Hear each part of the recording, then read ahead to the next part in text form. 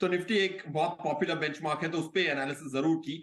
और before I go to the analysis, ये हमेशा देखा गया है कि मार्केट्स हर साल उछली तरह हायर पीक से ट्रफ तक 15% गिरती हैं, हर साल गिरती हैं।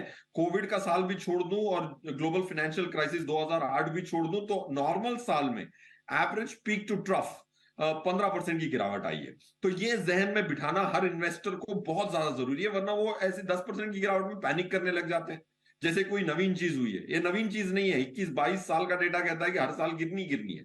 तो ये before I go to this analysis, ये मेरे हिसाब से ये बहुत इंपॉर्टेंट है। कोई भी इक्विटी इन्वेस्टर पैसे डाल चुके हैं, डालने वाले हैं, तो that's first point. Second point, market की जैसे दुनिया की ग्रेविटी डाउनवर्ड्स है ना, मार्केट की ग्रेविटी ऊपर की तरफ है।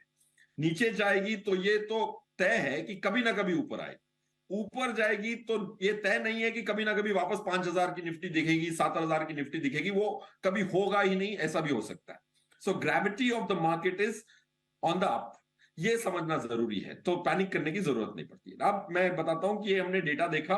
अगर आप हर साल के पीक्स में इन्वेस्ट करते तो 5 साल की जो रिटर्न होती सिर्फ आपकी 10.84% की रिटर्न होती। बट वही 5 साल आप ट्रफ्स पे, लोस पे इन्वेस्ट करते तो 18.54 होती 5 साल में। एक तो आप इस डेटा से एक कंक्लूजन निकालने की ये सोच सकते हैं, जब भी मार्केट गिरे तो जो भी पैसे हैं आपके सेविंग अकाउंट में या वहां, वो जरूर आप इक्विटी में डाल दें, बह ना करें। यही को इसको मैं एक्स्ट्रापोलेट करूं 10 ईयर्स पे, तो 10 ईयर्स में अगर पीक्स पे इन्वेस्ट करते तो वापस 10.5% की कंपाउंडेड रिटर्न आती है निफ्टी पे।